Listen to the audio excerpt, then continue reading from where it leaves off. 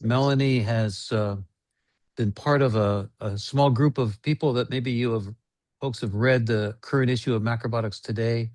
Melanie has participated and contributed to our new kind of evolved form of we're calling integral macrobiotics.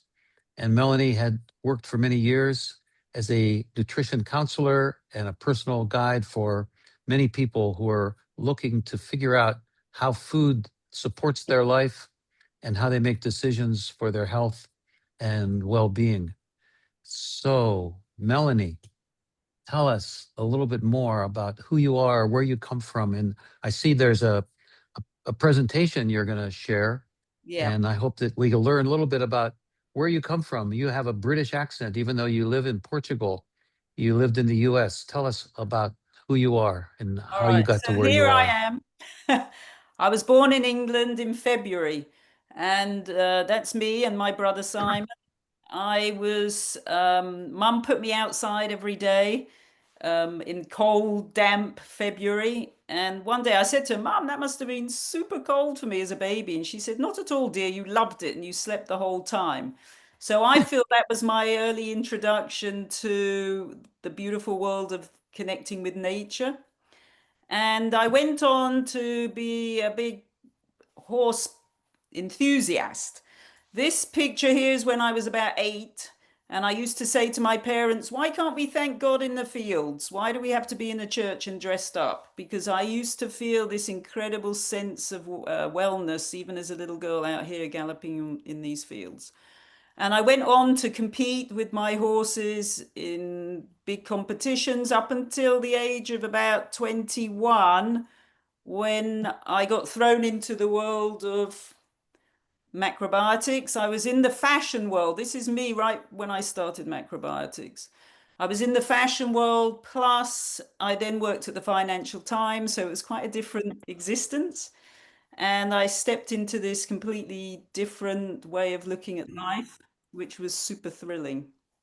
I had great gratitude and I was a fanatic, but I'm glad of that fanaticism in the early days because it gave great motivation and inspiration. You don't want to be a fanatic forever, but it's good to be enthusiastic about things that really make a big difference.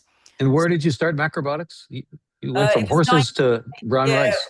well, 1980. Actually, I was pregnant with my first daughter. I was already macrobiotic, and I jumped into in a competition when I was pregnant with her. So I was a bit mad, and I came fourth.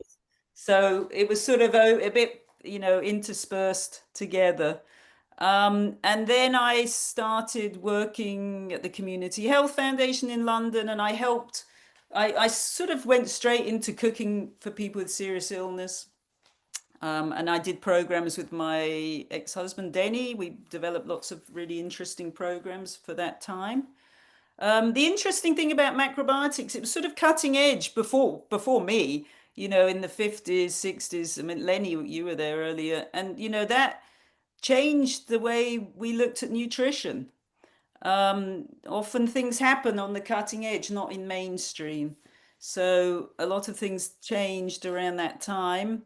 Nutrition itself is quite young. The science of nutrition is from 1926. Before that, there was lots of interest and looking at food and nutrition, but actual science, really looking at the micronutrients, is relatively young.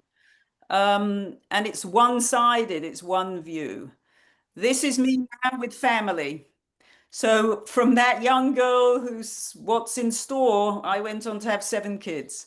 And they are amazing, fantastic. And I have 8 grandchildren, the ones on this side. This is me on Virginia Beach this year, and this is a group of us every Christmas we get together. So this is, I don't want to bore you with me, but just so you have a little bit of a background.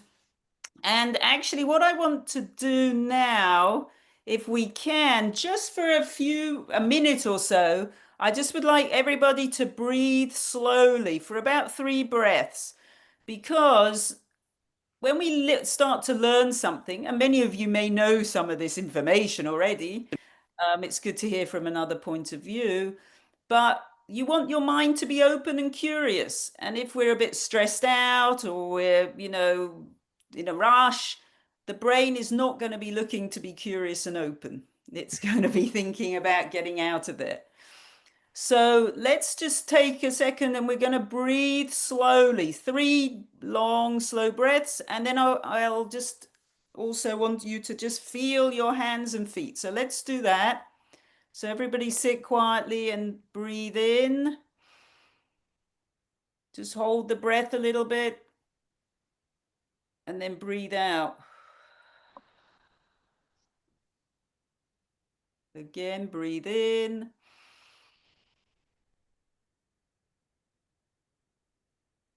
And out. Now, the next in breath, I want you to notice your feet. Where are the soles of your feet? Can you notice if they're on the ground? If you're in shoes, can you notice, feel them there? Where are the palms of your hands? Are they on your knees? Do you feel the fabric of your pants, trousers, dress, whatever, shorts, skin? Just notice that. Send your attention to the feet and the hands. One more breath. And out.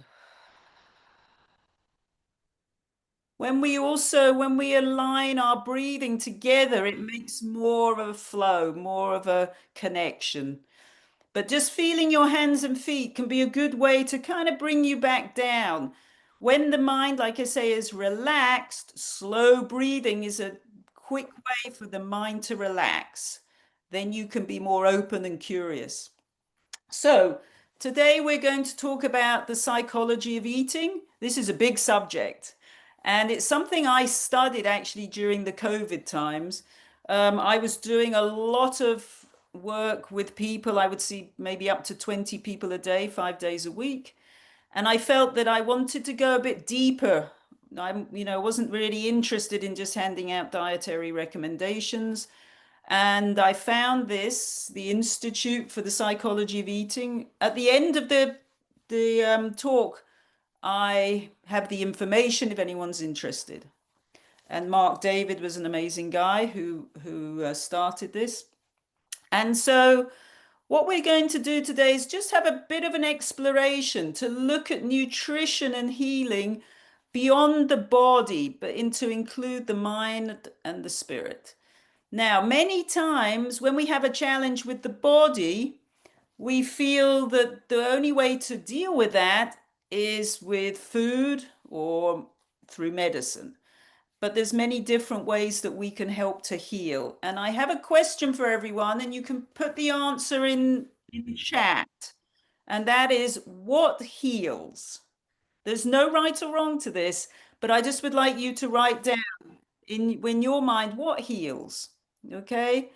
And also, I would like for you to see that nutrition, even though, of course, there's a science aspect to it, which is of great value, it's really a dance. It's a dance that flows and adapts.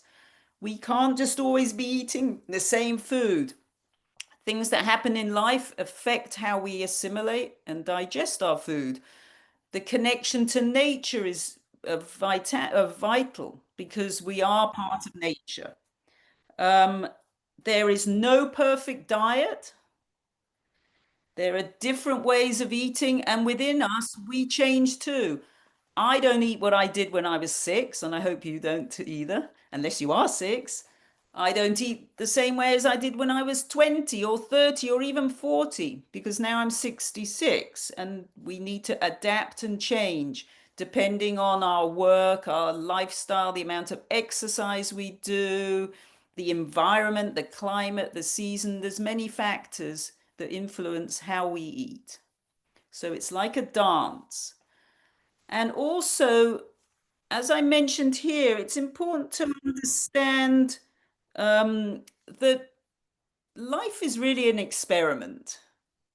If you look at the way you live life, maybe you say, you know what, I'd like to have a dog. Let's see what happens. We'll do an experiment.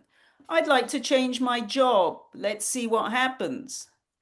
Or, I think I'd like to move in with my boyfriend or girlfriend.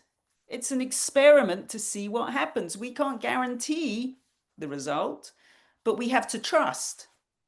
And that life is an experiment is a good thing.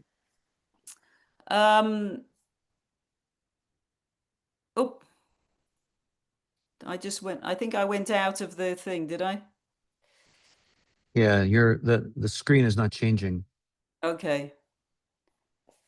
No, it's all right. I did something and I went out of it. I apologize. And then you have to be a bit of an explorer. Be willing to be open and explore, see things. You know, what consciousness really means is to become aware, wake up, to become conscious. And so there's many ways we can do that, and we'll look at it as we go along. Now, I'm sure we all know this aspect, but many nutritional and body beliefs are very confusing and may need updating. If you go on the internet, because we're all internet explorers these days, talking of exploring, you can see one research, let's say, is saying one thing. Then you find another research that says exactly the opposite. And there could be something that says something even more different. So it can be confusing for people if we're just relying on that. We have to come back to rely on ourselves and our own body wisdom as well. Um, and here, this is just something which I mentioned, the diversity, that there's no perfect diet. I think when I started macrobiotics, and I can only talk for how I took it in, but at one point I felt like I wanted everyone to eat the same way as me, and that I wanted to change the world, and everyone was going to eat the same way. Um, that is kind of naive for one thing, and not a good idea for another, because we're all different. The paradox of life is that we're similar but different. Um, And this is just deeper dimensions of healing.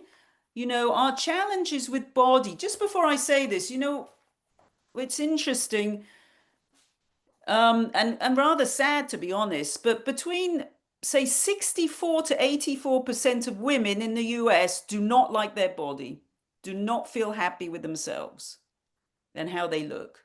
That's pretty tragic when we look at that number.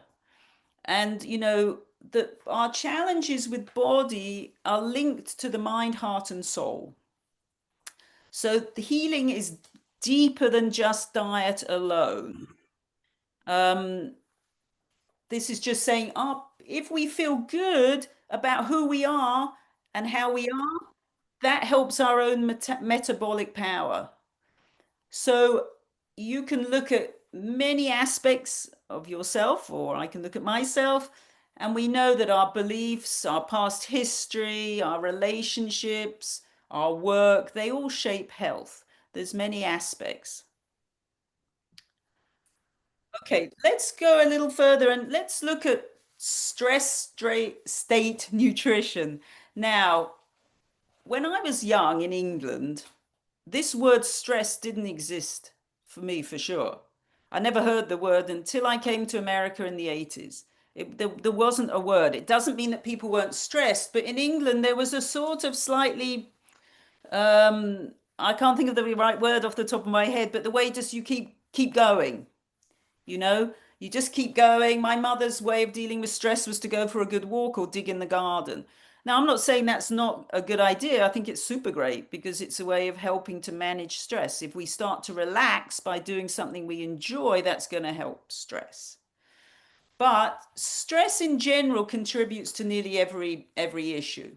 And stressed eating, unfortunately, in our modern world, this is a factor that's very prevalent because people are busy.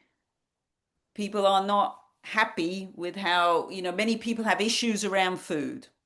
Um, People are in a rush, they're at work, they're trying to, get done so they can get on with their job.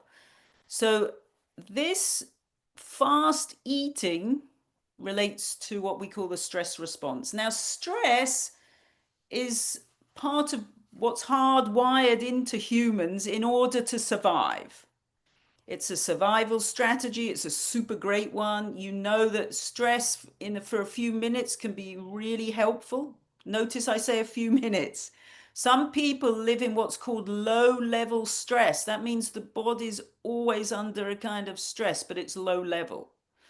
And what happens then is that the body and the brain, they're very smart and they say, whoa, we got to get away from this tiger. And in order to do that, we got to make the breathing shallow because we've got to run. We can't be doing, yoga breathing while we're running away from a tiger. So we have to make our breathing shallow. We have to slow the metabolism down. That sounds counterintuitive, but it's the way that the body works in order to store fat in case we need more energy. It also deregulates the appetite, it affects digestion. And interestingly enough, if the cortisol levels get too high, then the body it desensitizes your appetite. So many times it leads to overeating. So when we relax, even this simple technique, and we'll talk a bit more about it in later on, but relaxed eating is equal to relaxed living. Slow eating is a healing response. It's a very simple one, but it's a challenge. Many people find this extremely challenging. Slow eating, or fast eating, I should say, is a habit. It's a learned behavior. It's not something that we all came in with. And so fast, a habit is unconscious usually. So what do? We become conscious. That means to slow down and we notice. Relaxed eating, relaxed living, they go together. Many times we noticed, how we eat is how we live. As humans, we are actually here to learn how to eat. Animals don't need to do that. I had horses, but the horse isn't going out into the field going, okay, let me see which bit of grass has more vitamin C, or maybe that one over there. No, it's intuitive. It goes and it chooses the grass and goes somewhere else and chooses, that. But it's in an intuitive, it's a reaction. It's not a conscious, they're not thinking about nutrients. They know how to eat. Humans, we have to learn. Okay, so with the what I wanted to say is for myself, this part is a big challenge for me. Even now, I have to work on eating more slowly, and I tend to rush around. It's just my nature. I work on that too. I walk the dogs every day. Twice a day, I'm out hiking with the dogs, and sometimes I notice that I'm just walking too fast. I'm not relaxing into the environment, slowing down.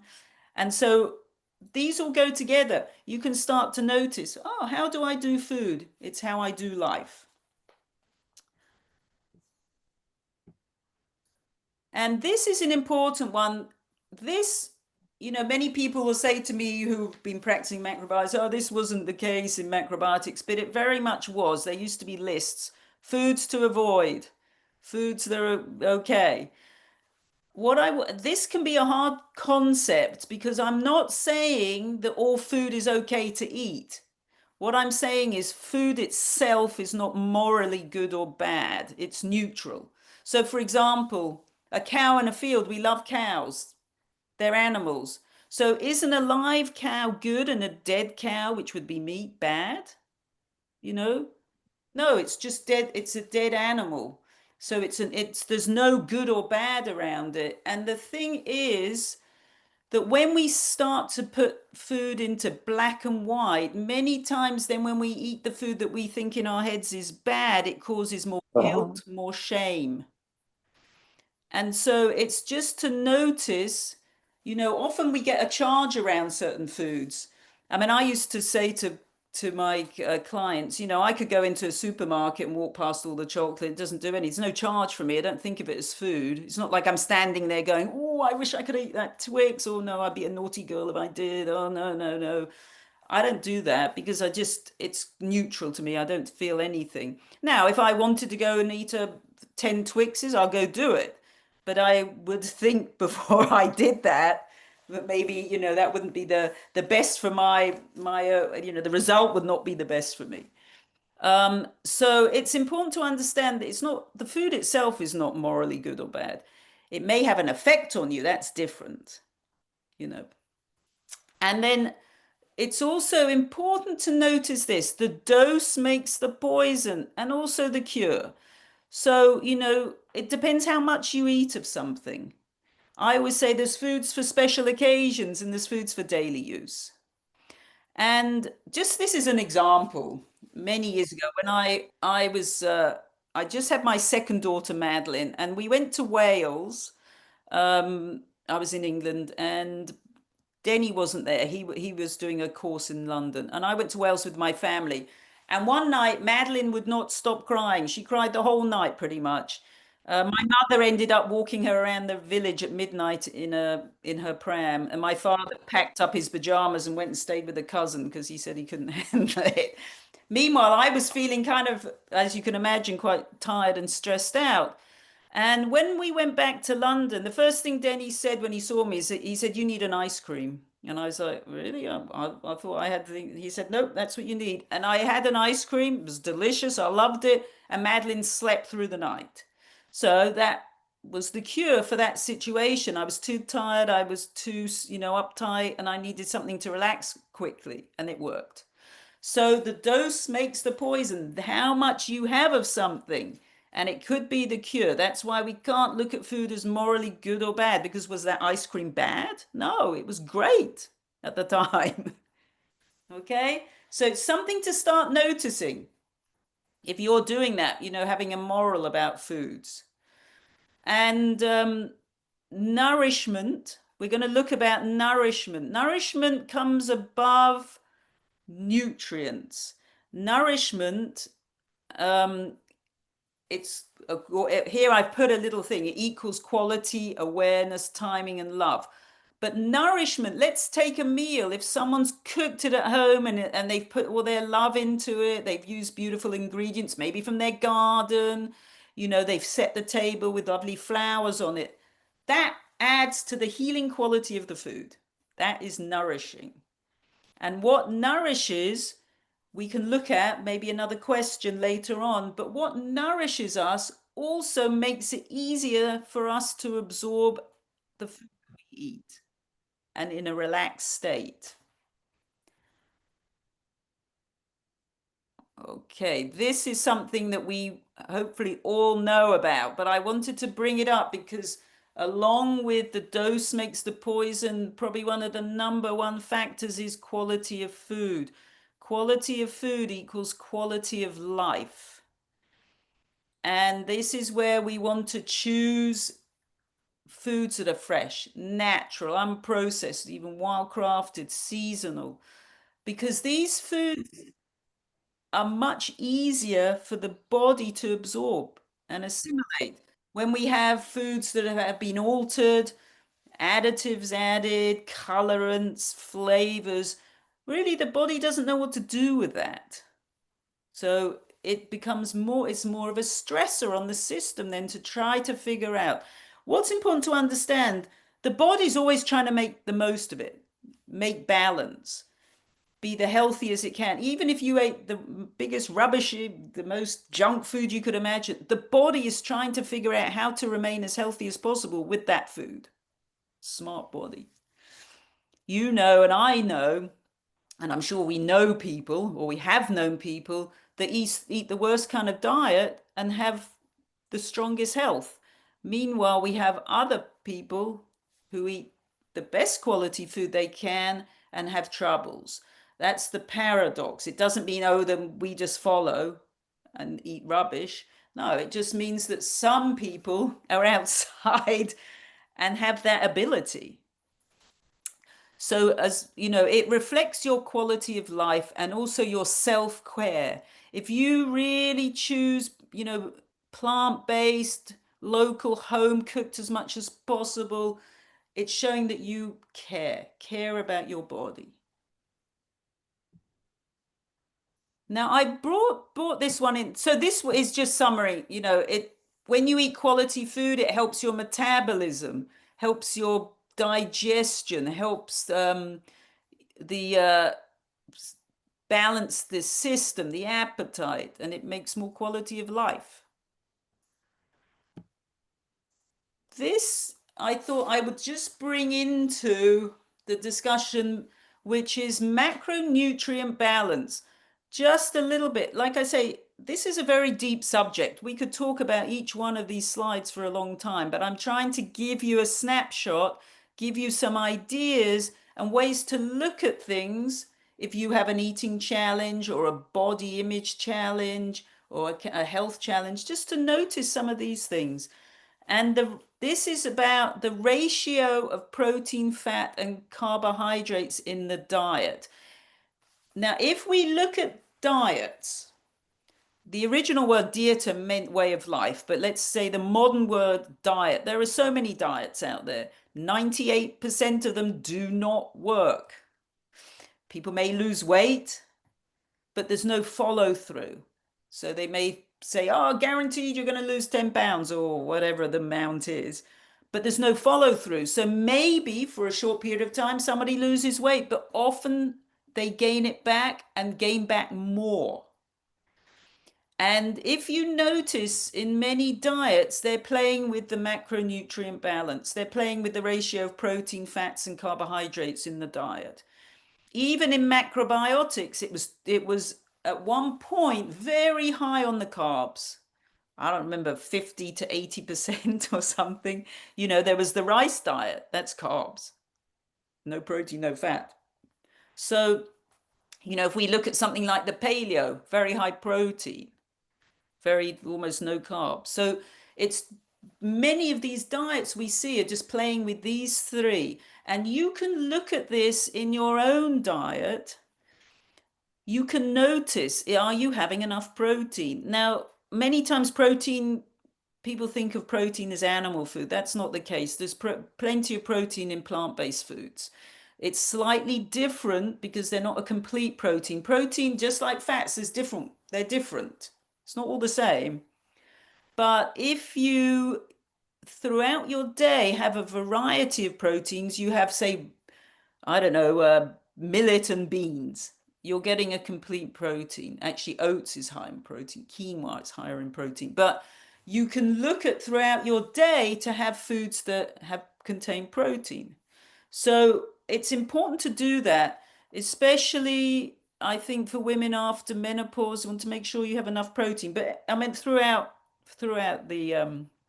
our lives, we need protein. It's a macronutrient. That means we need more of them. So with protein, just notice what you're having.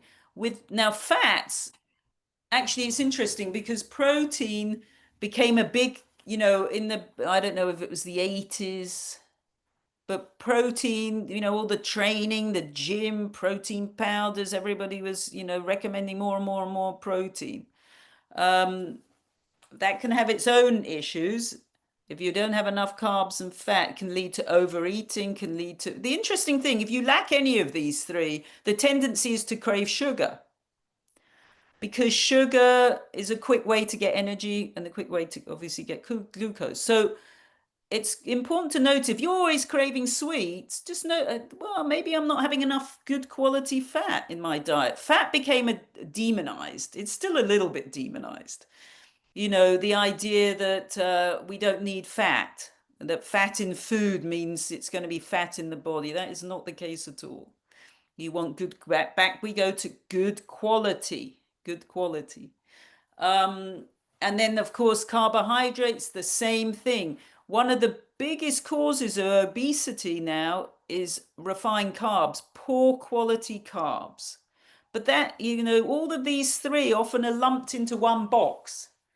All carbs are no good. All fats no good. Protein, you need animal protein. They don't look at the different ways that we can have these foods. So just notice in your diet, are you having enough fat in the diet? Enough protein? What about your carbs? Have you taken them out because somewhere you read they weren't any good? It's important to have those carbs, the whole grains, the beans, vegetables, all have, are good sources. And it helps, I put here what it impacts, helps your weight, your energy, your mood, your appetite, your digestion, your immune, and helps with, emotional eating and binge eating. Like I said, that can, if this is off, and actually when in the early days, people ate very little, or many people cut out fat in the diet in macrobiotics, and it caused problems for women especially. I think I told this story before, but I was giving massage. I used to do massage for 15 years, body work. So I learned a lot about different bodies.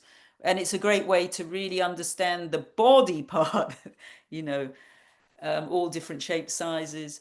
And when I would massage many women who were eating macrobiotic foods, I would use oil. And I would put the oil on and I would move my hands down their back and around and back to the top, and there'd be no oil left. There was no fat. The body was just kept absorbing the oil into the body in because there wasn't enough in the body. So it's important to notice that. There was a point in nutritional science where they said, fat contributes to heart disease, and then made a sweeping statement that we should all not be having much fat. The other interesting thing is that, you know, a lot of people are governed by the food companies that are money makers, and the big industries spend a lot of time. They look at the perfect salt taste, the perfect sweet, the perfect crunch, the perfect food to make the dopamine release to make you want more, and they put that out, and then people are gaining weight, and then they're saying you're not eating enough food and you're not doing enough exercise, bad you, bad you. Now we're going to also bring out fat-free foods, so they're the same company, fat-free, and the ones that are causing the weight. So it's important to notice and be aware.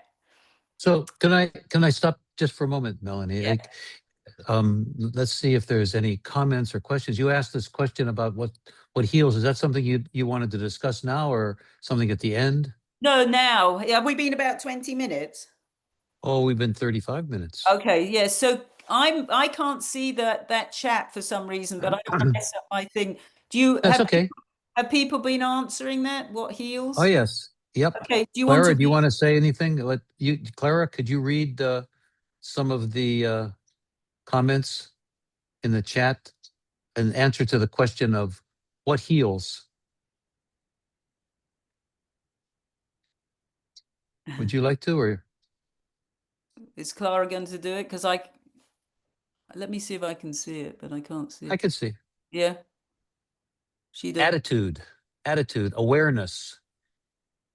Um, the body heals itself.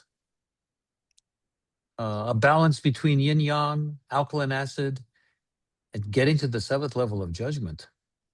The mind, knowledge, Any others, or we got?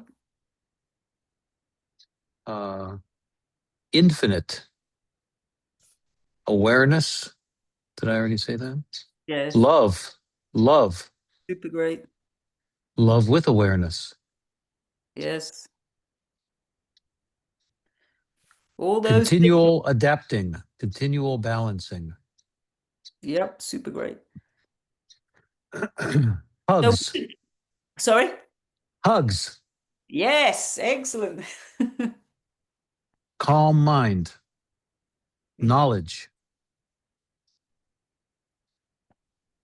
So you can see so What's many things heal, but there's many, many we can think of. here? Somebody said dogs. Yep, absolutely. Dogs, You've got dogs. yes, nature, relationships, positive ones, laughter.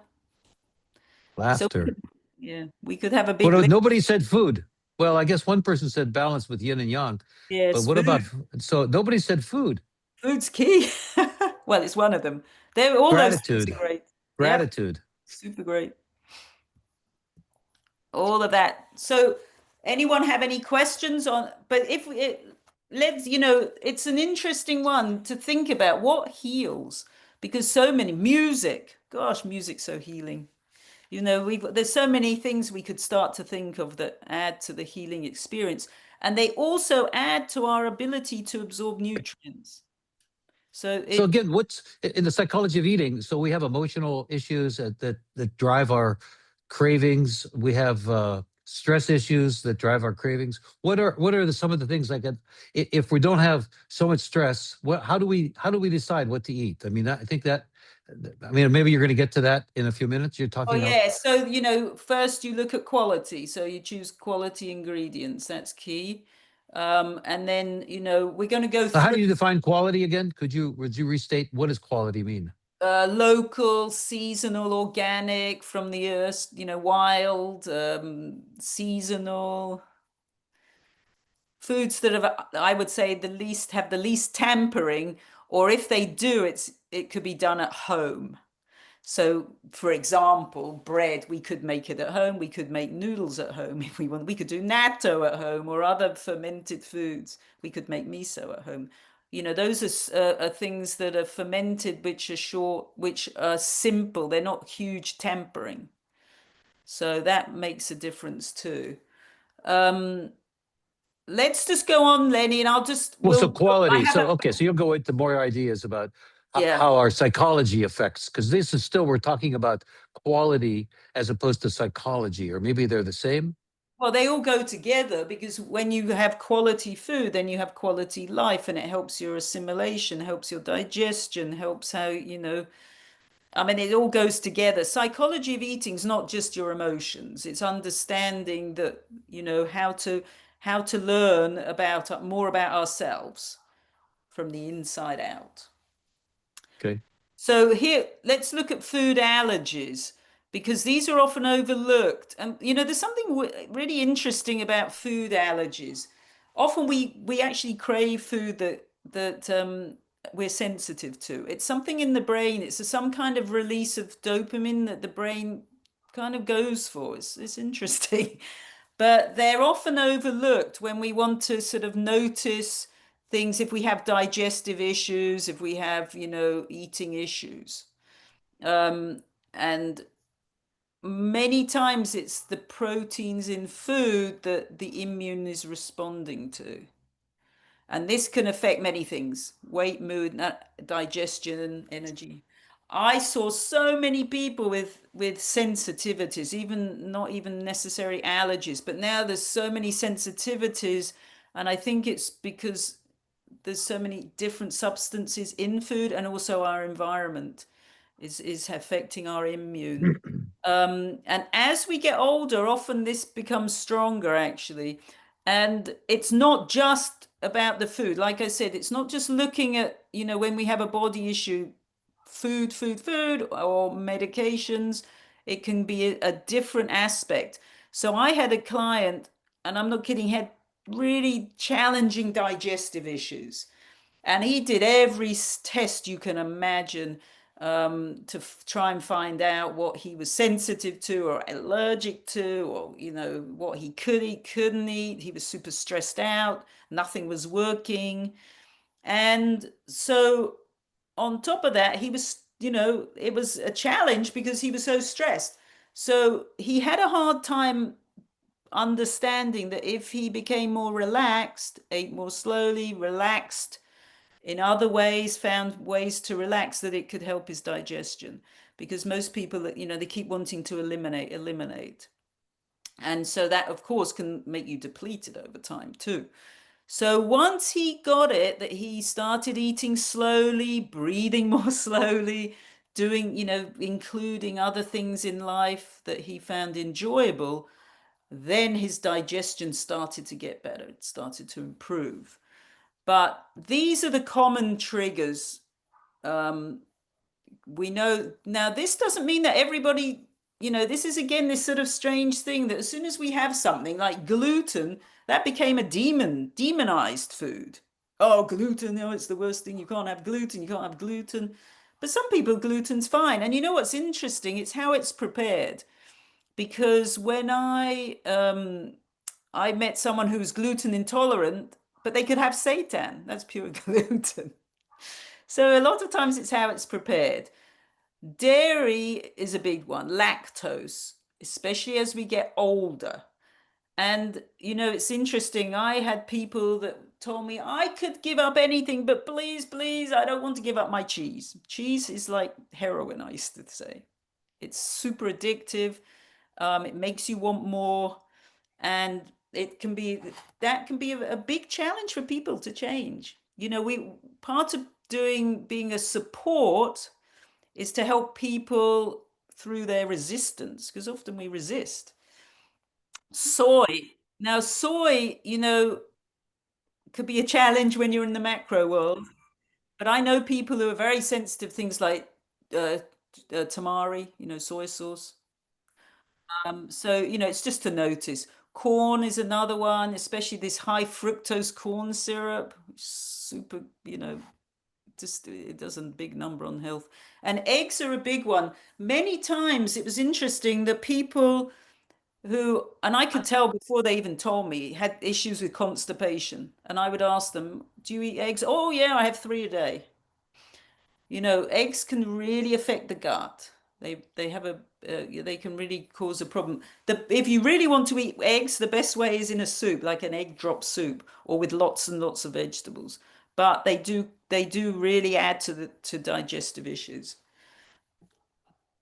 And you can see here all the different things when you have sensitivities to certain foods: headaches, brain fog, trouble with your skin, joint aches, fatigue, sinus problems.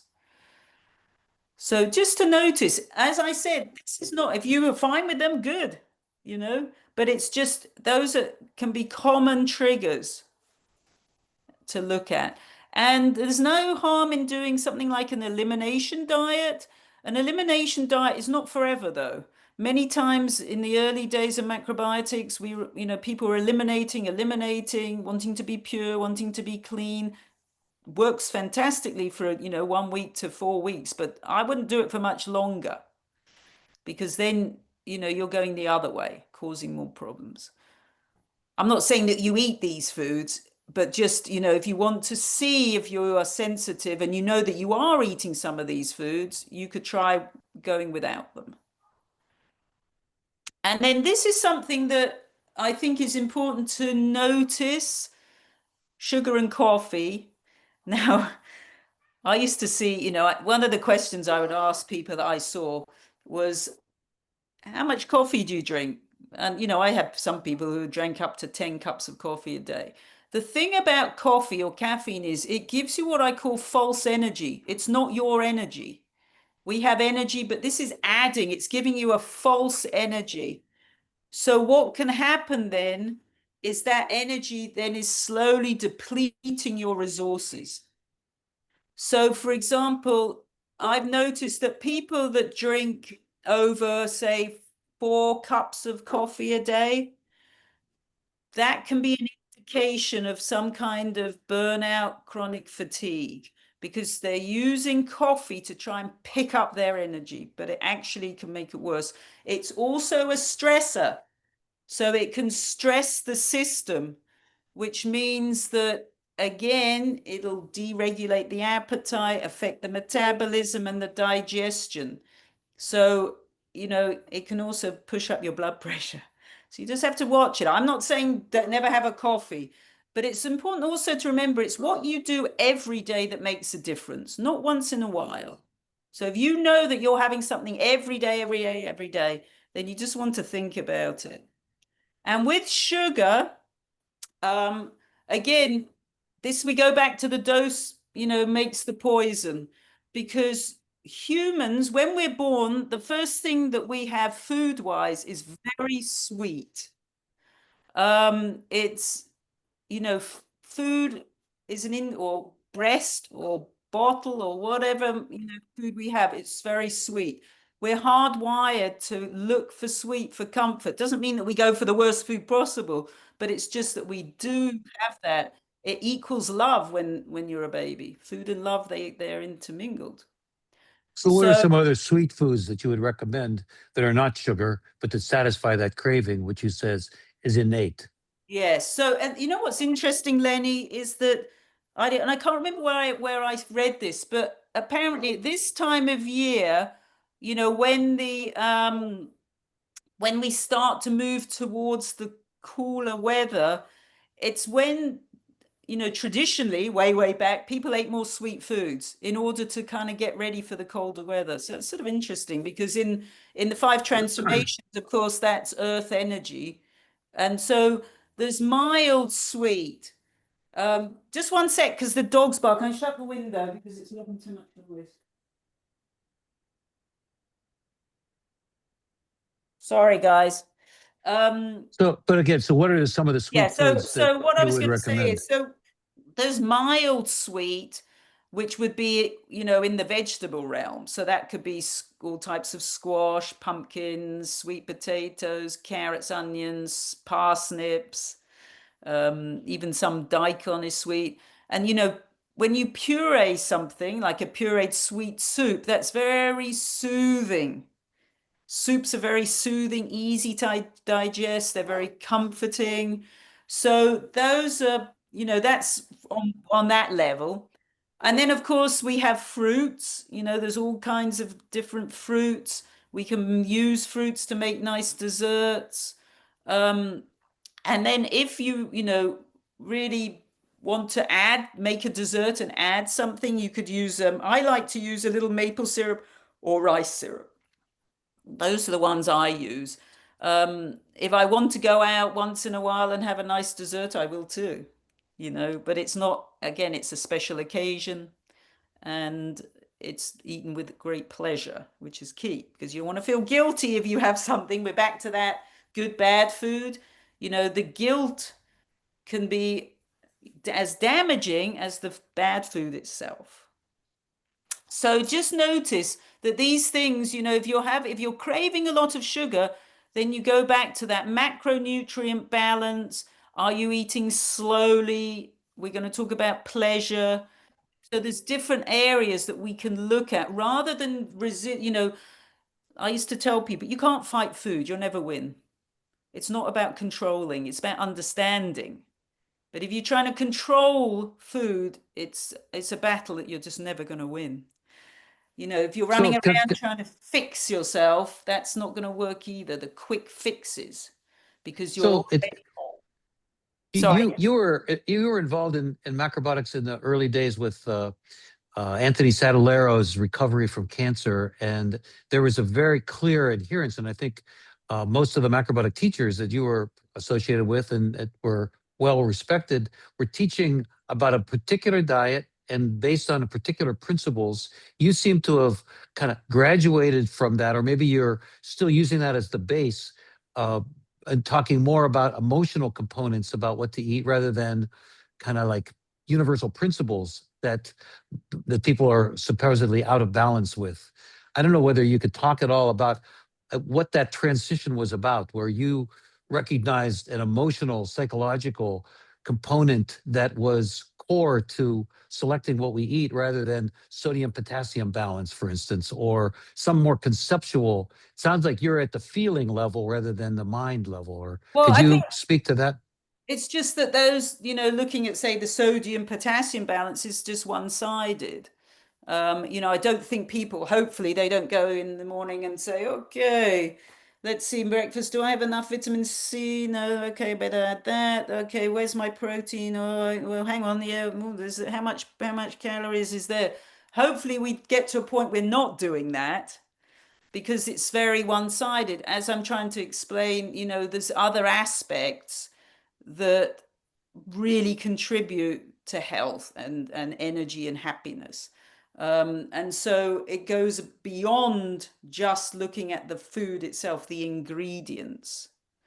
Those people who were very How sick, I though, came who about because I just, would observe through observation over the years from my own self, from, many different things.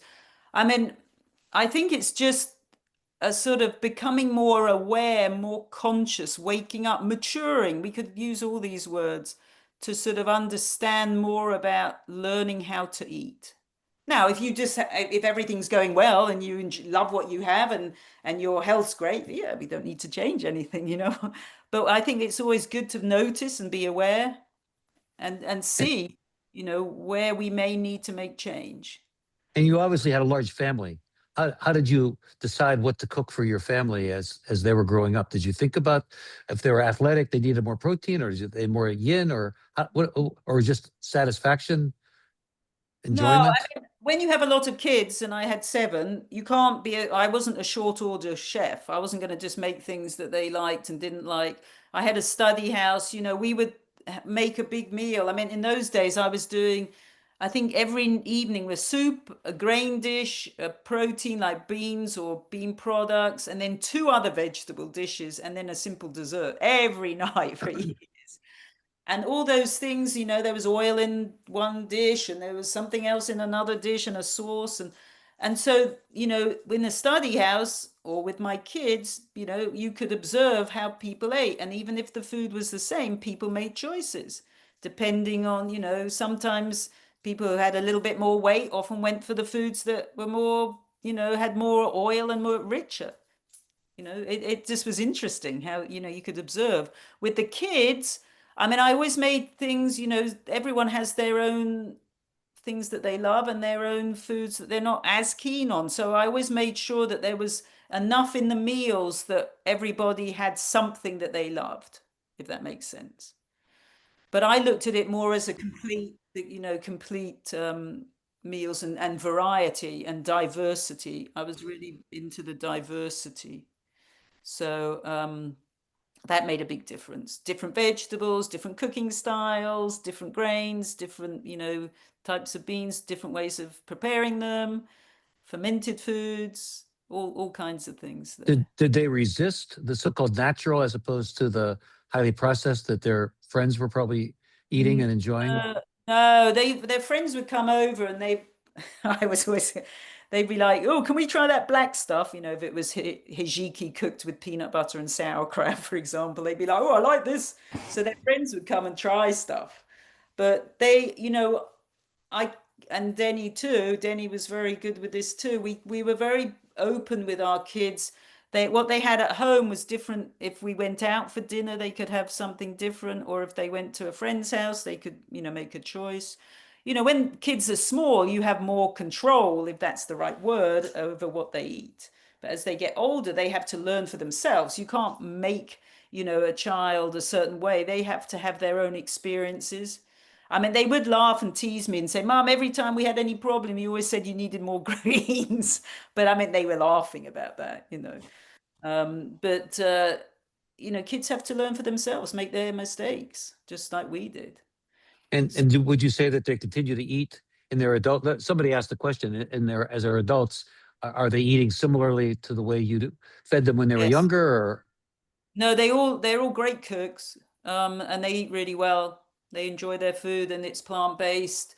Some of my kids would rather be vegan, but because of their work, it's difficult. But they don't have much fish, but they wouldn't have other foods. But they do you, all eat do you, do organic, you think that plant-based. do you think that one of the explanations for how macrobiotics has kind of gone out of favor over the last 20 years has to do with the people's conceptual way of eating, and that produced deficiencies, made it really hard for them to remain satisfied with the food they ate unless they were very religious about it, and that they actually became deficient because they weren't responding to some of these needs that you're describing. Yeah, I think we did, I think down at the bottom of this talk actually. It's talking about embodied body wisdom, being in the body, and I go into talking about pleasure because all these things, I think in the early days of macrobiotics, to be honest, I loved the food, so that made a huge difference. But I mean, you probably know that, no, Lenny, I mean, when the 80s, there were lots of people with cancer and they would, it'd be a last ditch effort. And they would come and see Denny, they were given, a few weeks to live or something, and they didn't like the food at all. It's not going to help, really. If you can't, if there's no enjoyment there. And then there's other people that thought it was fantastic. They worked on themselves. They became more aware and things completely turned around. So I think it's an interesting thing to look at. But there was a lot of conceptual aspects, especially when people started looking at energy in five transformations. And then, I knew someone that tried to cook on the fire day, all fire foods, or, and I mean, that just, there's no, I think there's no, I think also we have to understand there's no guarantees in life. It's almost an experiment. Let's try this and see what happens, you know? And Anyhow, I, you'll get into that later. That's great. yeah. So I'm sorry to interrupt. Yeah, no, no, no worries. So this is our beliefs affect our health and they create stress. These are just some things that that people tend to look at. The fat in food makes me fat. This is a toxic belief. That's not the case. We need fat, and actually good quality fat can help weight, can help you lose weight. We have to look a certain way to be healthy. When I'm thin, I'll be happy. I'll be healthy when I'm thin. No, you need to start now. You can't hate into love. You can't hate your body and think you'll love it down the road when it's thinner. You've got to love into love. The body is a miracle and it doesn't make any mistakes. It's just responding. So, an image I give is of somebody going up to a gorgeous yellow Ferrari, hitting it with a stick, slashing the tires, and then wondering why you can't drive to Barcelona because you got to get in it. And now you've slashed the tires, so you cause more of a problem. So, if we beat up on ourselves and we don't like how we look and oh God, this body is so fat and I hate it, it's not gonna be able to, it's a stressor. It's not gonna be able to work for you the way you want it to. And then this is a real toxic one, again, was put out by food companies. Less food and more exercise means less weight. Now, yeah, this works for some people, but not for most. Many people, this does not work. Also, when you start to have less and less calories, it can make you actually resistant. The metabolism gets very slow, and then you don't lose weight. You just because the body thinks it's basically on a desert island, and it's better slow down it to conserve and be able to utilize as much food as possible because it's starving. So everything slows down in order to survive. The body wants to survive. So it's important to notice, when we have toxic beliefs, they kind of guide how we make choices. So it's important to notice those. My diet must be perfect. There is no perfect diet. No perfect diet for anyone. I could tell you what I eat, but it might not work for you. And that was a macrobiotic thing. Back as again to have this idea of perfection. Perfection is toxic. Humans are not perfect. We're all flawed, but that's good. It's not a bad thing. It's great. And the diet doesn't have to be perfect. We don't have to do all these things perfectly, have the perfect quality, but it's guidelines, noticing these aspects. Well, yes, I'm not really great with the quality of food recently. Oh, yes, I do eat super fast. Oh, yeah, I do feel pretty stressed. It's just noticing. That's awareness, consciousness growing. Okay, here's a bit more on this power of slow eating. Um, I can't emphasize this enough, really. Slow eating makes a big difference. Huge. It builds awareness. It builds pleasure in eating. Humans, we're designed to seek pleasure. It's a way of surviving, a way of being motivated. So it's important to notice, where do I get pleasure from? I think I asked the question, what nourishes us? I don't know if I asked that, guys. If you have a moment to write that down, what nourishes? But pleasure, in eating is key. Trusting the processed. It improves your digestion. That's like I said with that guy, made a huge difference, but it improves digestion dramatically when we slow down. Now um, the brain and the gut are having a conversation, and I think we know this now. This has been a more recent thing that people have, the science has caught up with that. And what happens when we eat is the brain is like a scanner and it's scanning to make sure that you've had the right nutrients, the enjoyment. It's scanning all these things. When you eat fast, it's a bit like you're listening to something on a tape and it's got speeded up and the person's going so you were like, "Ooh, I'm not sure what that person said. I'd better rewind it to see if I can pick up something." That's what the brain does. When you eat fast, it basically says, "I'm not sure if this any food has been absorbed or eaten. So maybe you need to eat more of it, because I'm not picking up that you've actually had any nutrients." So that's a big aspect of overeating. And I think we all know, or we've heard of this, it takes about 20 minutes for the brain to do the scanning. So it's very important to slow down. Just practice, practice. It's not a perfect, and it's a challenge. For me, it's a super big challenge. But it really helps your digestion, energy. If you're trying to lose weight, it's a key factor. It helps balance in the body. And it's not just, and I hate to say this, and I don't want people to get, on their high horse about it, but it's not about sitting there chewing 50 times. That's not relaxing. That's not fun. Doesn't mean you don't chew, but that's not the key thing. The key thing is to slow down, enjoy the meal, pay attention, wake up, become a soulful eater, and then the chewing comes into that. But just to say, I'm going to sit here and I'm going to count 50 times chewing, that's not pleasurable, and it's not the opposite of, it's not relaxing. So just to notice again that. And here we are, the psychobiology of pleasure. It's a biological need. See, this is where it's not just about eating food, it's about enjoying life, enjoying the meal. That's enjoying the textures, the smells, the taste, the aromas. All these things are key factors in the body. In fact, digestion begins before you even take a mouthful, just by smelling food.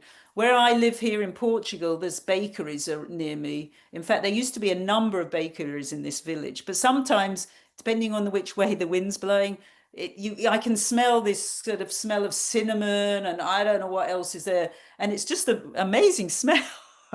It just comes like wafting across. So we know that that smell of food is stimulating to the digestion. It starts the digestive process.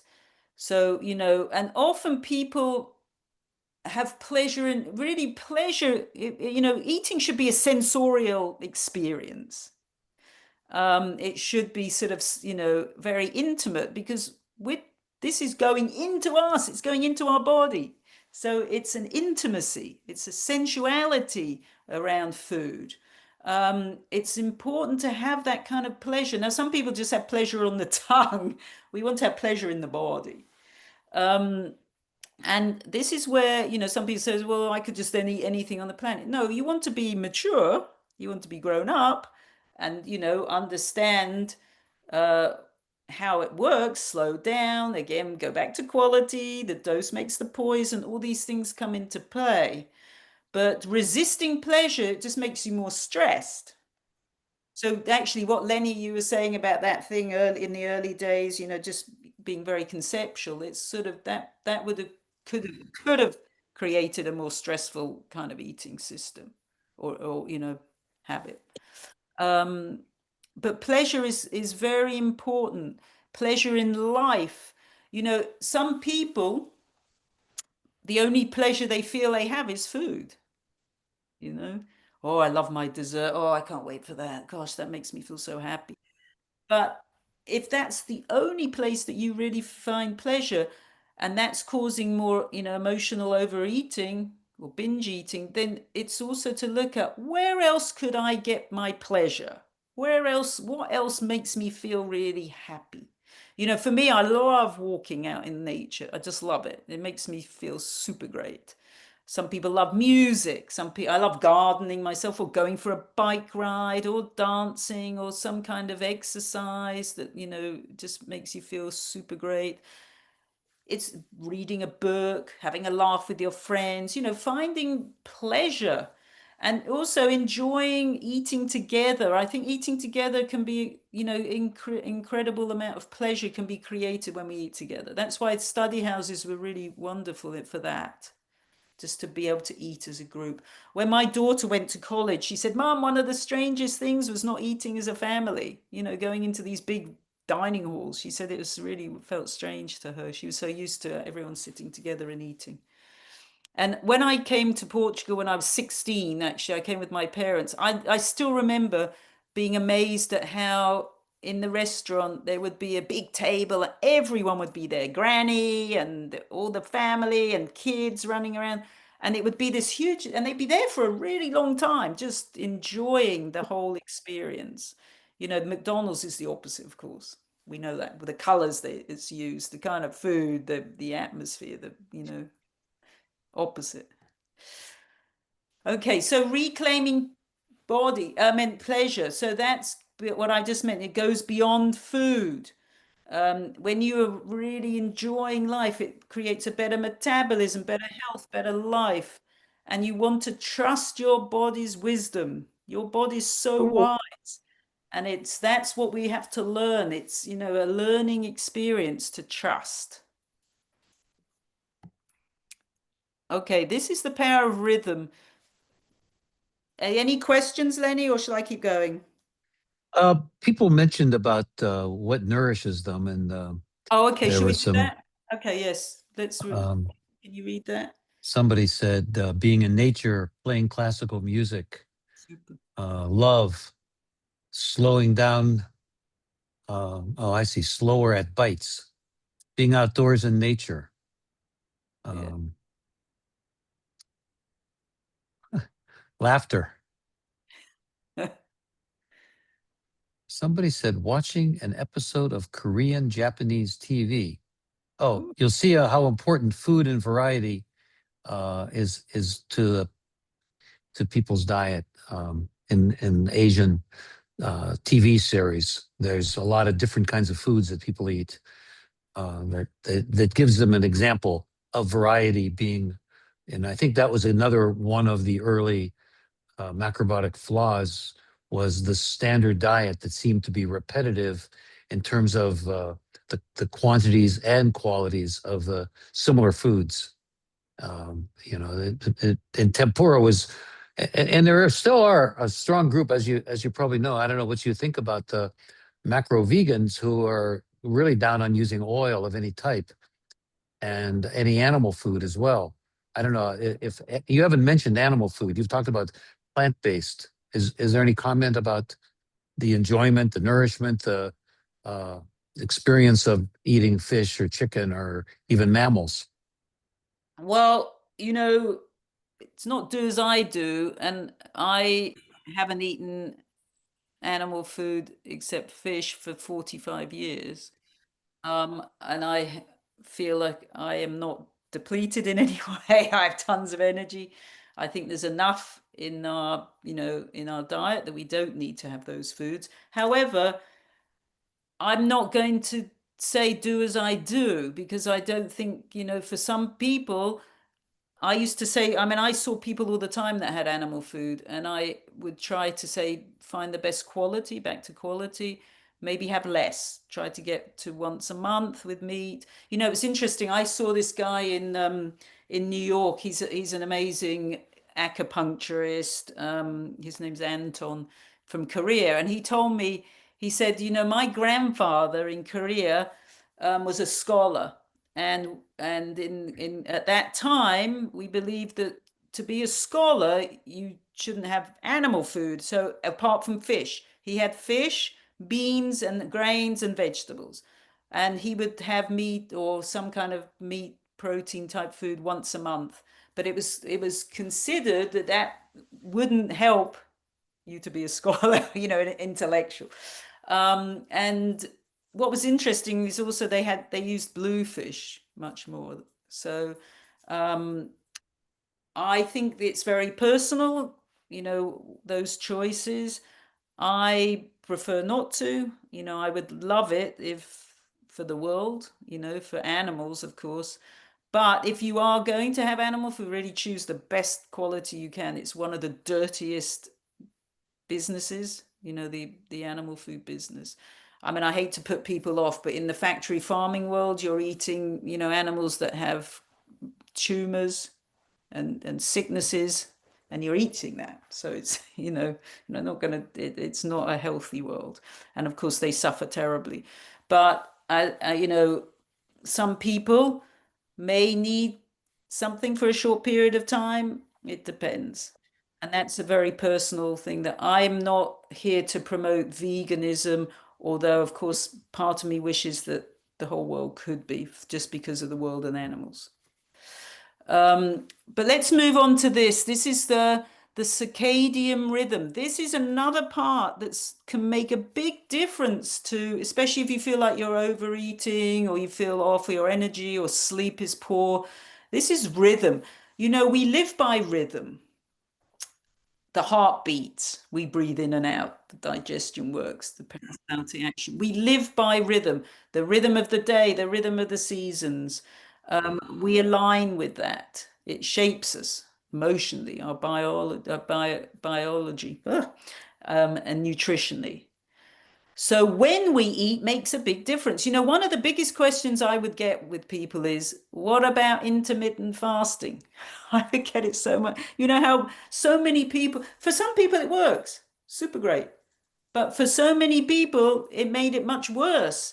And oftentimes it was because of this biocircadian rhythm, it was upside down. So with rhythm, just very simplistically, in the morning, when we wake up, the energy of the day is helping our metabolism. So the metabolism is waking up as the sun begins to rise in the sky.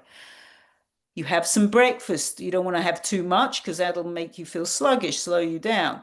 But you have enough to help nourish that metabolism, to get it moving. In the middle of the day, when the sun is high in the sky, your metabolism is most active. Now that, say between 12 and 1:32. So if you have your lunch, then it's going to be absorbed, utilized most efficiently. Then as the sun begins to descend in the sky, your metabolism begins to slow down. Slow, slow, slow, slow, slow. By about 9 o'clock, it's sleeping. So what happens is that people skip breakfast. They say, okay, well, I won't have breakfast. So you've missed that window for your metabolism to get going. I'm not saying you have to have some huge thing, even something small, just to stimulate. Then, lunch, busy at work, rushing around, fast eating, quick something. Then what happens? You get home from work, open the fridge, start snacking because the body is saying, hey, let's eat anything. So overeating happens, and skipping meals, tends to lead to that overeating later in the day. Now, when we're younger, things are a little different because the metabolism is much more active. And so this was something I had to change. When I had my kids, of course, we would have a bigger dinner at night because of them coming home from school, everybody eating together. But now, for me, it makes a huge difference to eat a small dinner, a bigger lunch. And also, and this was something very much emphasized in macrobiotics, not eating and then going to sleep. Because during the night, then your body is digesting, it's not resting and distributing your nutrients, it's actually digesting. So often you can feel irritated or sluggish in the morning or just, not ready for the day. So that's important to stop eating. I find if I eat earlier, it's much better for me. I feel way better. Like if I eat at 6 and I go to bed early, but 9 o'clock, 9:30, but makes a big difference. So I have something very small at night. So if you really want to do intermittent fasting and you think it's great for you, I would do it the opposite, have breakfast, lunch, and then miss the dinner. They did this research. They took a group of people and they gave them 2,000 calories and told them you can only have breakfast. Those people lost weight. The same group, same thing, but at night. You can only only eat at night 2,000 calories. Those people gained weight. So it's just showing it makes a big difference when you eat. If you find that everything you're doing now is great, super. We don't need to change that. but you can find your own metabolic sweet spot. So some people it's a little different. Like I said, it depends on your age, your activities, many things.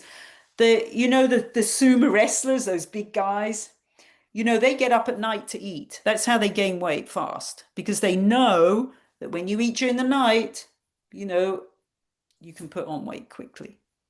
So unfortunately for people who have, work during the night, that can be a real challenge for the system. Okay. This is just noticing about, often people have a goal that they want to achieve and it's a sort of quick success. Oh, if I lose, 3 kilos, I'm going to feel great. And they that may happen, but they actually don't feel that much happier. I've known people who've, lost weight and they say, "Oh, actually, it's interesting. I didn't really feel any better than before." Doesn't mean that you don't lose weight, but it's just noticing, you know, like I said, you can't fight food. So if you're trying to control what you eat, it blocks many aspects of life. It's learning to trust in the uncertainty. Many times when we control, it makes us feel safe. If I control this, if I manage to do this, I'll be okay. But you just want to notice, it's just a little aspect there. And this is the opposite, embracing uncertainty. Nothing is guaranteed. You can read all this thing, guaranteed to lose 12 pounds, guaranteed to, make you feel this way, that way. It's not guaranteed. It's uncertain. There's a generalized and then there's a specific where, as I said, the paradox is we're all similar but different. So if you can try to relax into uncertainty, it helps reduce your stress. Again, when we have less stress, the brain goes into parasympathetic mode, and that means that you can, digest well, energy is good, metabolism is working, you regulate your appetite. So it really makes a big difference. And just trusting in life and that uncertainty is hugely transformative. Then this is embodiment. This is really a key factor. This is being comfortable in your body. When I started macrobiotics, and I remember someone saying to me, feel it. And I remember literally not knowing what that meant. I don't know what that meant. How do I mean feel it? What do I meant to do? I was very disconnected from my body. And the saying beside herself, she's beside herself. That means out of body. Beside myself. You're not in your body. And this is learning to be really present and comfortable in your body. Your body is the magic suit that you chose to be in this world. It's what enables you to be here. And you don't want to beat up on the magic suit. The magic suit's not making any mistakes, not doing anything wrong. It's just responding. It's learning to be in the body. That means, connecting to nature, listening to the body, self-care. We can feel more when we're in the body. Could be, the simple things like that little exercise, feeling your feet. Notice your feet. Notice, where your hands are. Breathing slowly, slowing down. Any of these things are going to help you to embody. Spending time in nature. Nature is our source, where we all come from. Just being more sensual, all these things make a big difference when it comes to the body. Let me just see what else it can be very challenging, and it's a mechanism about when we go out of body. So it's important to understand some of the things we do. It's an attempt to regain balance. And it's just to notice and to think, what other ways could I do this? What else could I do? to feel more me, feel more empowered with who I am. And this is just understanding that, and this isn't religious. This is actually just understanding. And if you don't have, religious beliefs, that's fine. But it's just to have sort of a bigger moral code, if you want, understanding that there's something out there that's bigger than just us. Because when we feel disconnected from our source, then we feel things like I'm alone, I'm unlovable, I'm not enough. And then we can look for things to try to overcome those feelings. But it could be substitutes like thinking we need the perfect body, going for success or addictions to things. All this is kind of an escape, a way to feel more connected. Um, but actually it's a way to feel whole, but not in in the most I don't know, balanced way, let's say. So it's just noticing, am I disconnected from source? So what are some of the questions that are these the questions you would ask when you were doing nutrition counseling at the health center that you worked at for many years? Did people come to you with their issues? And are these the kind of questions that you ask them in order to help them get Um, connected to what was disconnected or disharmonious in their life? Yes, I mean, I would definitely ask different questions and listen. It's all about listening to the person, listening to how they say things. For example, with food, if you say, well, do you like dessert? Oh, I love dessert. Oh, it's my favorite thing. You can show there's some pleasure there, there's some energy there. Or if someone says, oh, no, that's the worst. Sugar's really bad for you. You never eat that. So then you can start to look and see, listening to what their story is, but also, asking about how their energy is. Other questions aside from food, because those things all affect how we eat, how we do things. So, Was there a yin yang component to any of this, or does this just is well, it intuitive? yes, because that would be another part of it. Because I wouldn't necessarily go all through this. Because if someone's eating slowly, I don't need to spend ages talking about eating slowly. Do you know what I mean? So I mean that component. It's not something that I'm specifically talking about today. This is, introducing this aspect. But I could also use that. It's like having a tool bag with lots of different tools in them that you may need, or you can use, when you're looking at life, because we're all on a journey. It's really on a journey and walking through, life, and helping people on their journey of learning and growing. So, if some of these things are already people already have, then that's super great, and it's something else they may need to learn, if that And makes. how do you overcome the sense of people feel guilty? The term binging implies we're doing something wrong.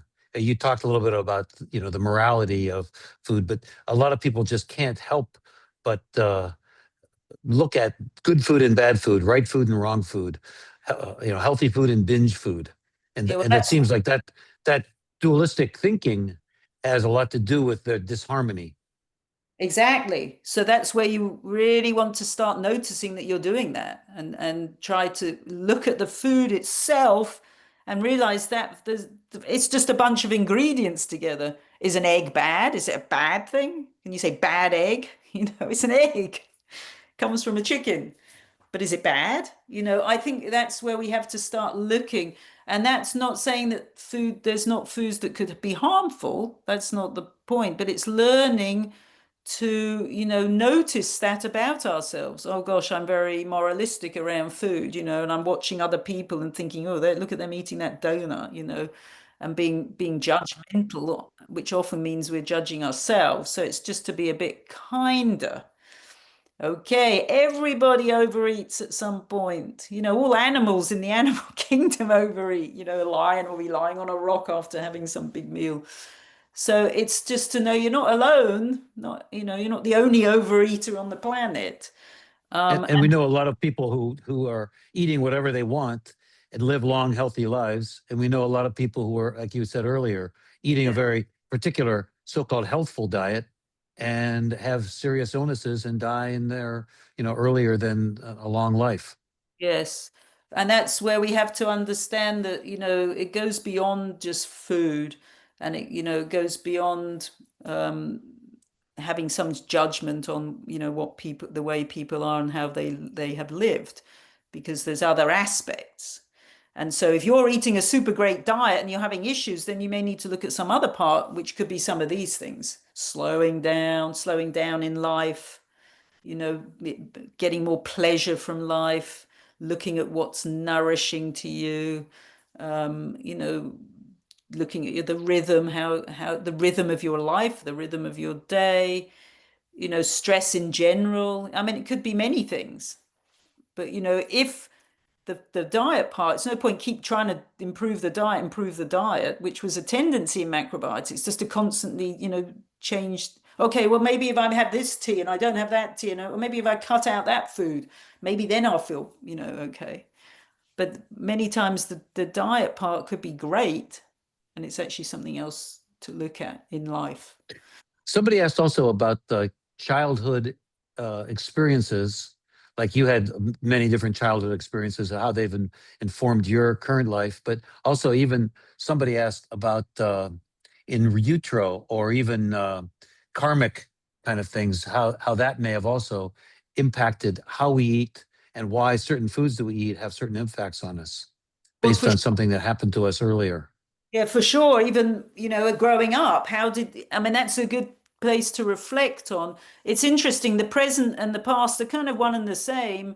We don't want to dwell on the past. The only time that really exists is the now. And that's, waking up is to understand the moment, the present.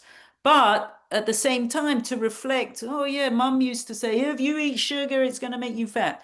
You get that into your body, then there's the little rebel in you later on goes, oh, screw that, I'm going to go have that sugar. Because another aspect is, we're multi-dimensional as humans. We have many characters, we have many hats we wear. For example, we could be the lawyer, or we could be the daughter or the mum or the sister or the yogi or the hiker. We have all these things that we change, the teacher, the healer, all of these things we put on and take off depending on the people we're with. And you could also ask yourself, if you notice that there's a part of you that, when you're rebelling, who's coming to the table? What age is the person who's in charge of choosing what I'm eating? Is it the 12-year-old that was told off because they were having something, or they had a strong message, or their mother was always talking about weight loss? Or is it the mature me who's saying, okay, I'm enjoying this food, but I understand I need to eat slowly and make, good or choices that nourish me, nourish who I am. So it's always good to notice that. Who's at the table with me? Who's having who's come to have dinner? And One other question, if I could just ask, or I'm sorry, if you had more to say on that no, no, topic, no, or no.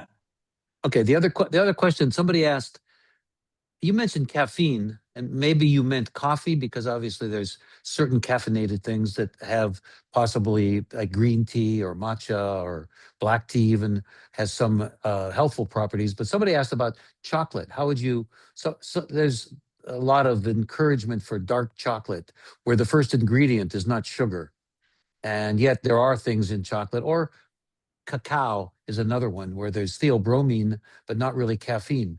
Is there any people are wondering, is it okay? I mean, obviously, there's no okay or wrong, but Right. Well, how do just we one thing look that's at chocolate? yeah, just before chocolate with the caffeine, the amount in coffee is quite high compared to, say, green tea.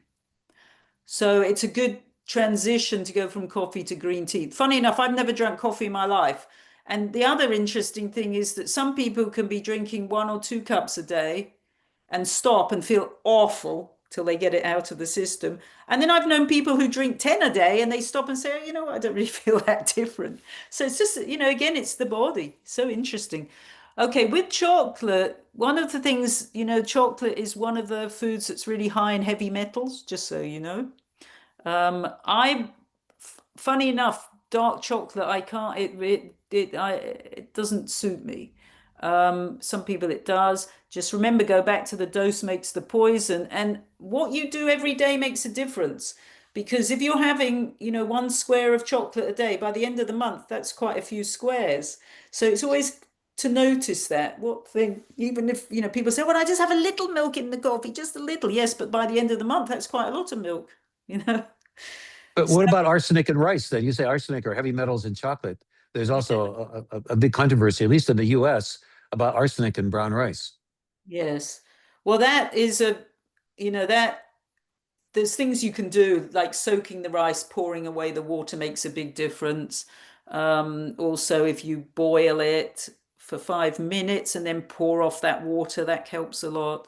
So there's things you can do. But also there's many other grains. So, there's some super delicious grains that we can use as well. So again, we go back to that dose making the poison. And this is just the last part is loving what is. Self-love is one of the most important aspects of healing, learning to love the self. And, I tell people it can be hard to suddenly go from hating your body to loving it. So you can start by thanking it. Thank you, body, for making it possible for me to walk. Thank you, body, for making it possible for me to go on this great hike. Thank you, body, for making it possible for me to make love to my husband or wife or girlfriend, boyfriend, whoever. It's thanking the body makes a big difference. That's a relaxation. And relaxation, you don't have to do meditation, you don't have to go to yoga classes to relax. There's many ways to relax. So, of course, they're great to do that, but you can also, relax walking, cycling, slow breathing. There's different things you can choose to help you relax. Sitting on the beach. Of course, I'm by the sea, so I say that, even though I don't sit on the beach probably as much as I maybe should do. So when you start to, thank the body, you accept your body, it activates your metabolism and the relaxation response. So that's very important aspect. Loving what is. Self-love is probably one of the most important aspects of healing. And when you love yourself, then it naturally goes out into loving other animals, people, you know. So that's a real key aspect. Well, Um, Sorry, yes, Lenny? yeah. Well, in terms of loving yourself, you and I had the conversation recently about how many people, as they continued, if they did continue with macrobiotics for more than 10 or 15 years, often ended up with some kind of deficiency. And loving themselves, it wasn't clear what they could do to feel good about themselves. They either got very skinny or overweight, depending on how they metabolized carbohydrates. And you talked about macronutrients, but micronutrients seem to also play a role in this. And when we ate for a long time a diet that may have been deficient in some micronutrients, there may have also been a challenge in loving ourselves and feeling good about ourselves and having the energy to live full life. Somebody asked the question about, vitamin supplementation, for instance, or mineral supplements. And you haven't really talked about how would we feel good about ourselves and not feel that we're using something bad. Micho and Aveline always discouraged supplements. And yet people found that B12 wasn't available. People found that they didn't get enough calcium, or if they didn't get out in the sun enough in the winter in northern climates, they were deficient in vitamin D and they couldn't absorb calcium. So, Yes. how do we love Especially after ourselves as well as menopause. broaden our kind of spectrum of what's available and what's encouraged? Because Well, on our own, we often don't know how to change ourselves. We need someone from the outside.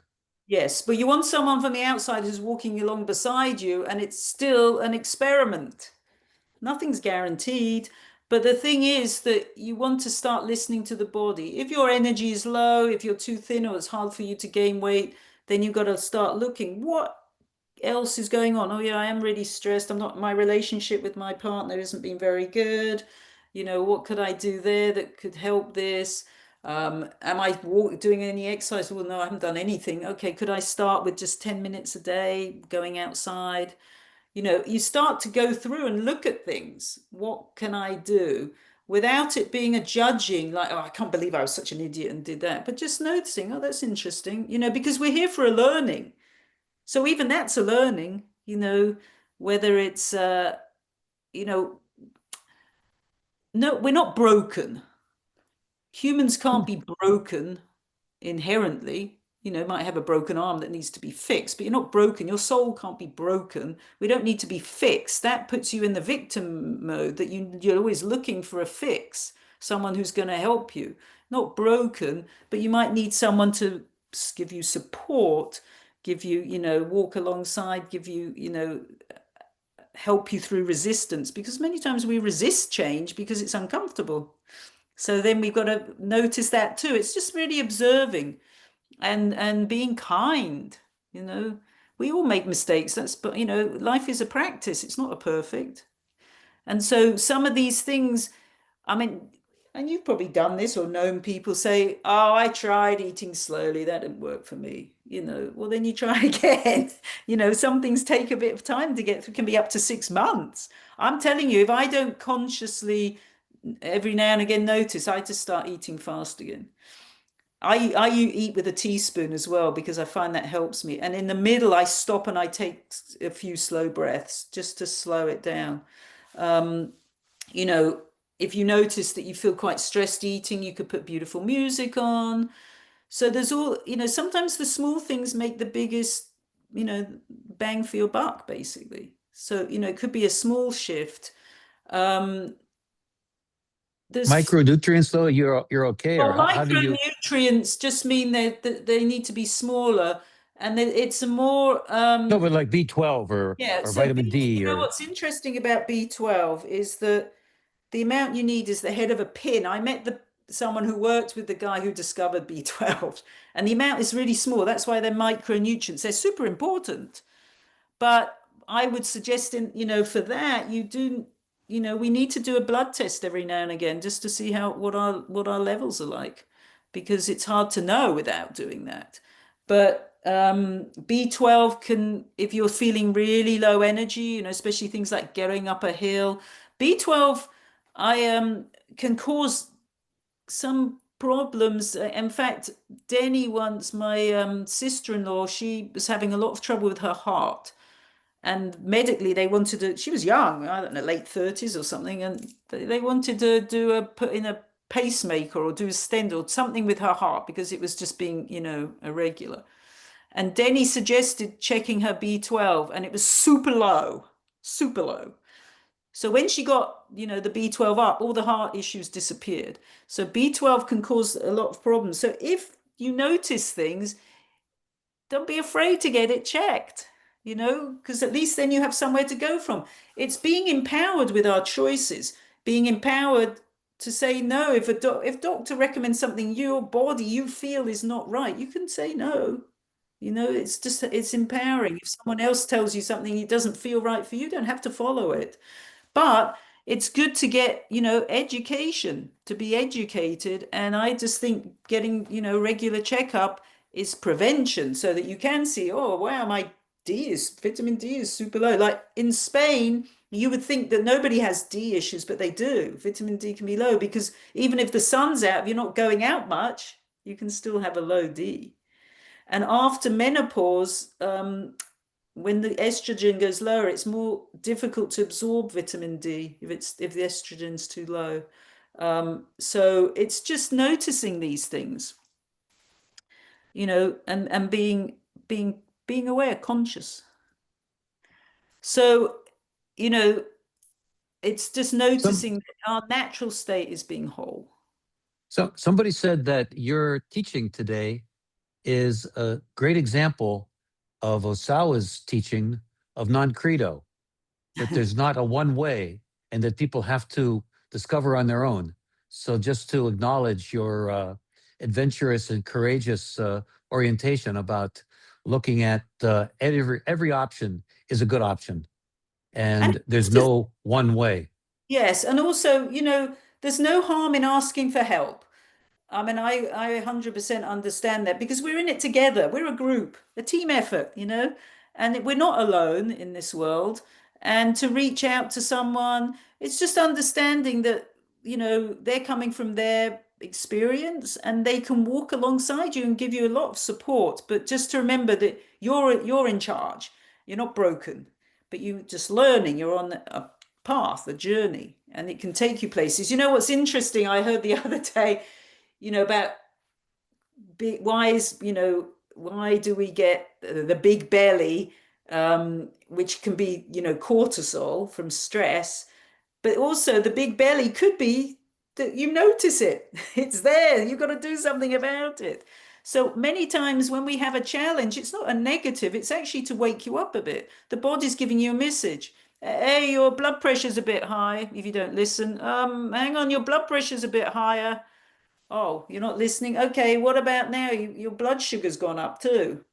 You're not listening to, oh, now you have diabetes. It's not a negative. The body's trying to keep you in the best state it can keep you in. And it's sending messages. Hey, we need to do something here. Got to change something. So it's again not to be, hard on yourself. Life is a challenge and it's beautiful too. And how we view life is also how we view our own health. So if we see the beauty in life, we can see the beauty in ourselves too. It goes together. It doesn't mean that we ignore the dark and the dirty because that's the world we live in, the paradox. But it's just to, acknowledge and notice things. Like my parents, and there's an example, my parents were incredible gardeners. They actually had the garden open to the public at one point, gorgeous gardens. And, I would phone up my father and I'd say, hey, Dad, how's the garden? He'd go, oh, it's ghastly. The soil's not good and there's all these weeds and I don't know, so much rain and it's just, really difficult. And then Mum would come on the phone. Hey, Mum, how's the garden? Oh, it's gorgeous. The flowers are fantastic. You should see it. It's beautiful. So it's just the same garden with two different, views.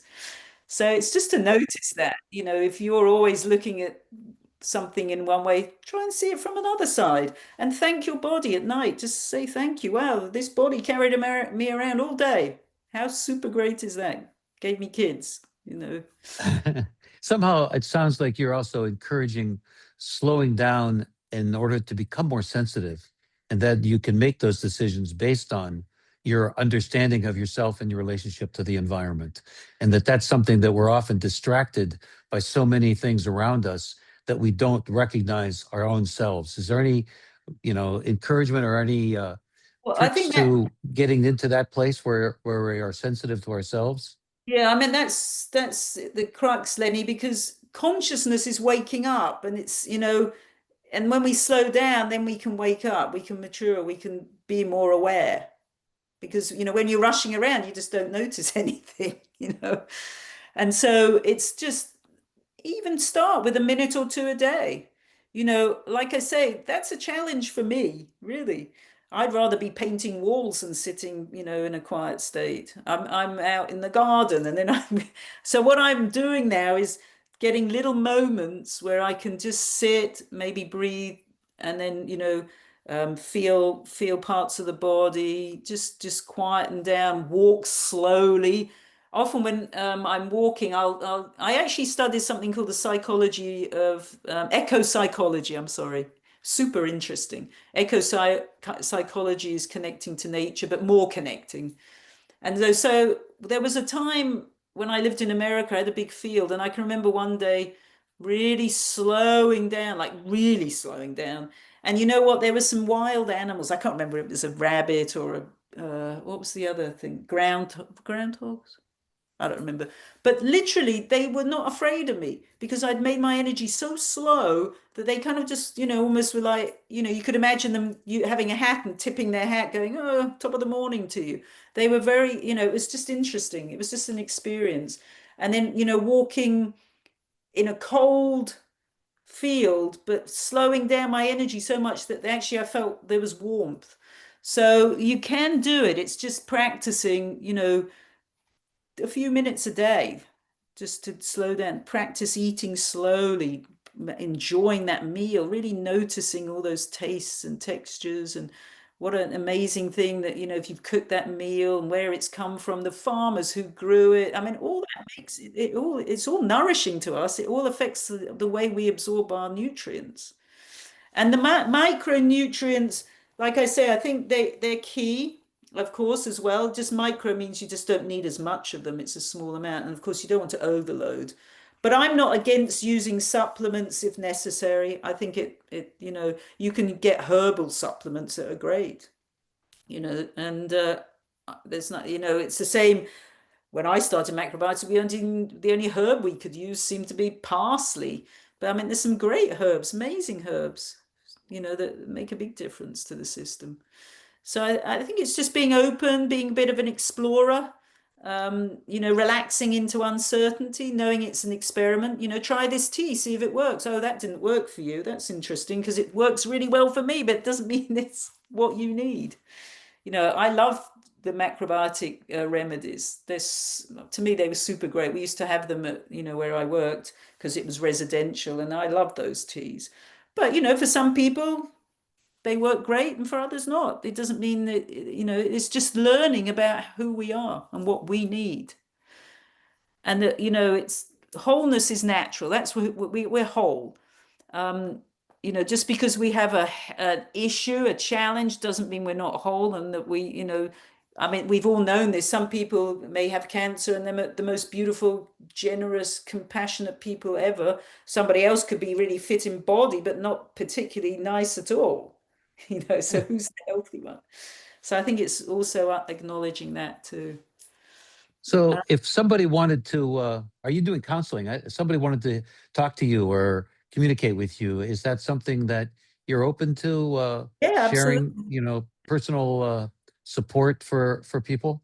Yes, actually, this is the last thing I wanted to say. Thank you, everybody, so much for coming and giving me this opportunity to speak. I hope it's given you some cause for thought.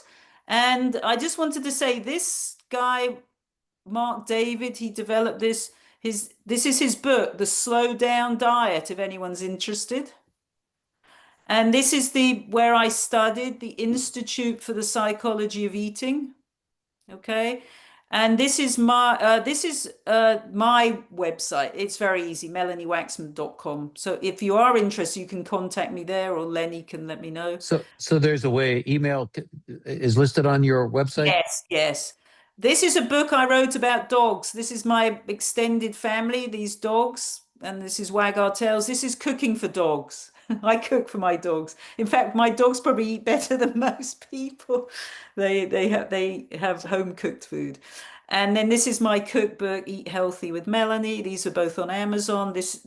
Mark David's book is on Amazon. And then Do your Integral. dogs are your dogs on carb hungry or animal food hungry or both? Um, they have carbs and they have things like lentils and all kinds of beans. They have a lot of barley, I find is good. Whole oats is great. And then they also have animal food. They have vegetables, they have seaweed sometimes. But they do eat They meat. have- yeah, because Okay, my they're dogs are carnivorous super or active. omnivorous. Yes, Yeah. I think it is a dog is omnivore. So actually they're not carnivores. Cats are carnivores. They're true carnivores. But dogs are omnivores and they can adapt. But I also look at, just like humans, we want to look at their activity. So if you have a very small dog in an apartment that's not doing much activity, then a vegan diet could work well.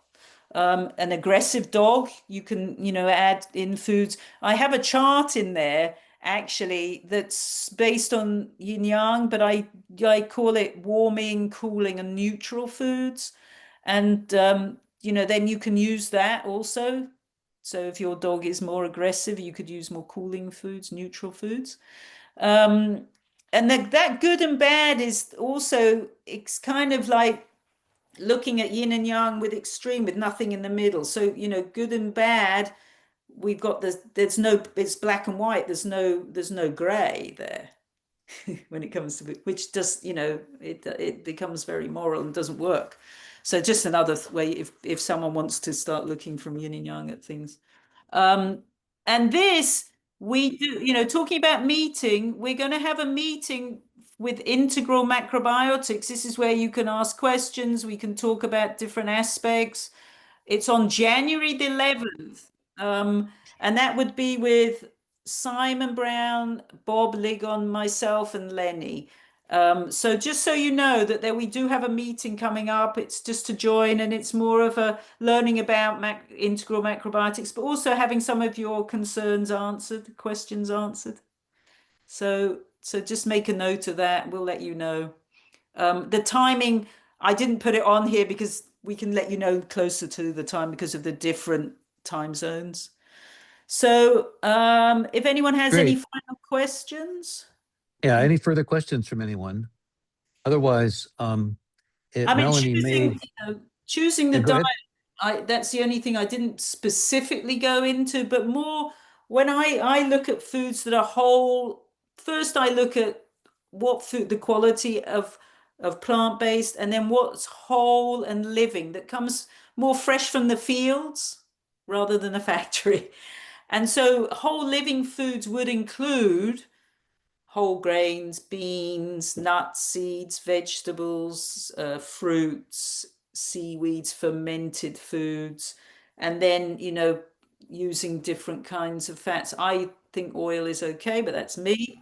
And just using different cooking styles and combinations. You can play. I feel that for me, because cooking was my art, that I could take very few ingredients and still make something fantastic and varied. But we also understand that not everybody wants to be a chef, and that's cool too. And you can make some super great meals that are simple and quick and easy. And in integral macrobiotics, we can answer some of those questions, more about that if you're interested. Okay. I can't see anybody, so I apologize because I did something and I You don't want. can stop. Oh, okay. But anyhow, there's Shall I stop the I share or think do you want this to take one note? last question. Yes. Um, oh, the season's changing now, and I think that being aware of the change in season is certainly in the northern hemisphere, we're starting to get cool nights and cool days.